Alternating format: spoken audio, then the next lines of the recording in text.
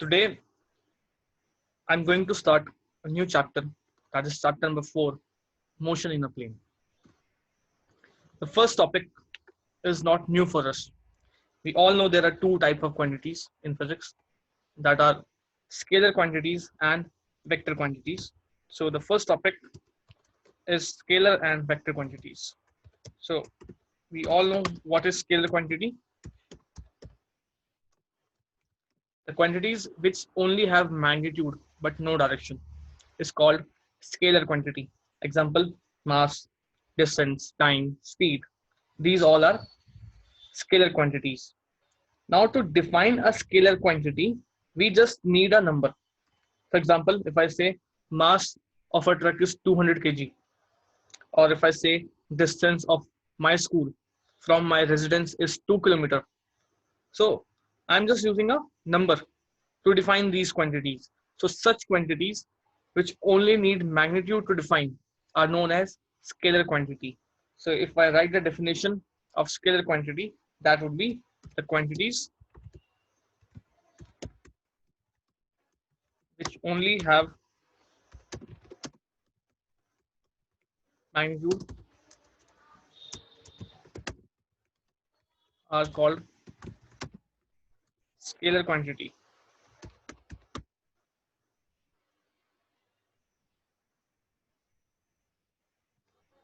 Example, mass, distance, time, etc. So such quantities which only need magnitude to define are known as scalar quantity. The second is vector quantity. Now, what vector quantities? The quantities which have magnitude as well as direction are called as vector quantity. Example can be position, displacement, velocity, acceleration, force, momentum, impulse, and there are so many. So, to express a vector quantity, we must also specify the direction. For example, in the last example, what I said, if I say my school is 2 kilometers away from my residence, that is scalar quantity. But if I say my school is 2 kilometers towards north from my residence, then it becomes a vector quantity because I have added a direction to the number. So if I define a quantity with only number, that is a scalar quantity. But if I define a number with a direction, that becomes a vector quantities. So the quantities which have magnitude as well as direction are called, the quantities which have magnitude as well as direction are called vector quantities.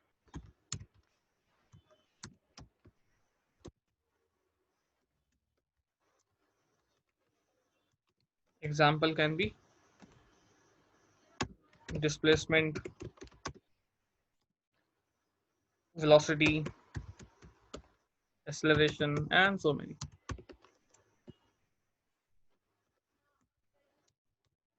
So these are the two quantities, scalar and vector. Now, how do we represent a vector quantity? The next topic would be representation.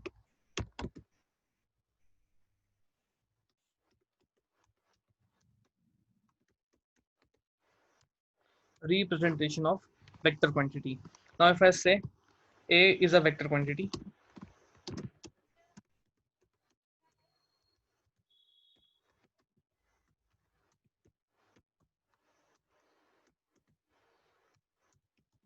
so it is represented by,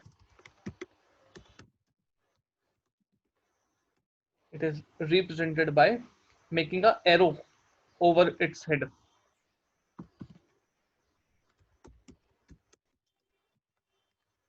By putting arrow over it. So it becomes a vector. We pronounce it as a vector and we write it as a vector to make a sign of a and an arrow above its head, a vector. So vector quantity is represented by this arrow. So if for future purposes, if you are representing any vector quantity, suppose force, velocity, anything, and you are using the word vector, So for that vector, you have to make that arrow. If I'm saying force is a vector quantity, so you will write F vector. This sign represents vector quantity. So this is how you are going to represent a vector quantity. Now, next is there are certain types of vectors. The vectors which we are going to study today are position vector and displacement vector.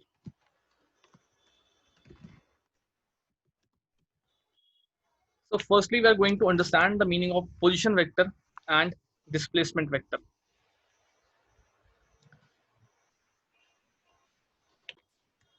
Now suppose this is an XY plane. This is origin. Now we want to understand the meaning of position vector and displacement vector. Now as a name suggests, position. The position vector will give position of an object, but with respect to origin of coordinate axis.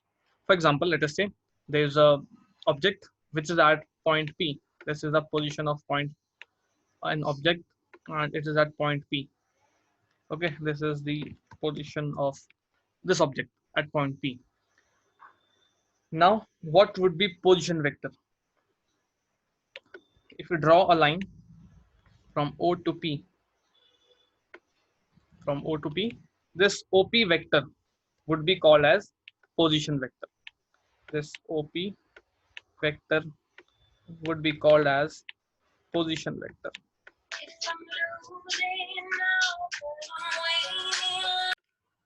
OP vector is called position vector.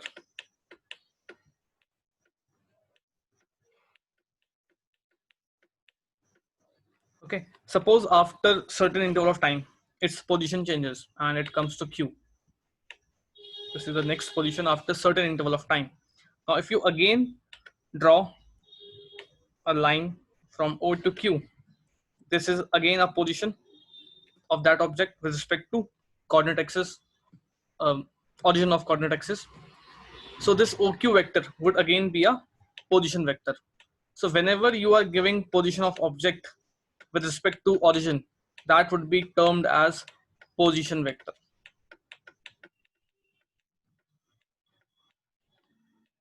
I hope you must have understood what is position vector. So position vector is a vector which gives position of object with respect to origin. Is called position vector.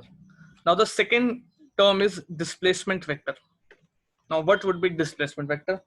Now displacement vector tells how much and in which direction an object has changed its position in a given interval of time. For example, in the given case that I have presented over here, initially it was at P, after some interval of time it is at Q. Now if you again draw an arrow from P to Q, if you again draw an arrow from P to Q, this PQ vector will tell you that how much its position has changed and in which direction. As you can see, this arrow is completely telling that how much is there change in the position and in which direction, above, below, or with respect to certain angle. So this PQ vector will be called as displacement vector. So with this example, you can easily understood that what is the meaning of position vector and displacement vector. So you all must write definition of position vector and displacement vector. I'm again repeating what is position vector: a vector which gives position of object with respect to origin.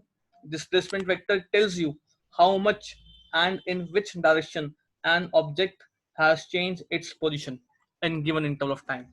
Now, what would be the formula of PQ vector? If you want to find the value of PQ vector, you can memorize this formula and also note it down because it is an important formula. That would be OQ. Just remember, if you find PQ, you just start from reverse. That is Q. That is OQ minus OP.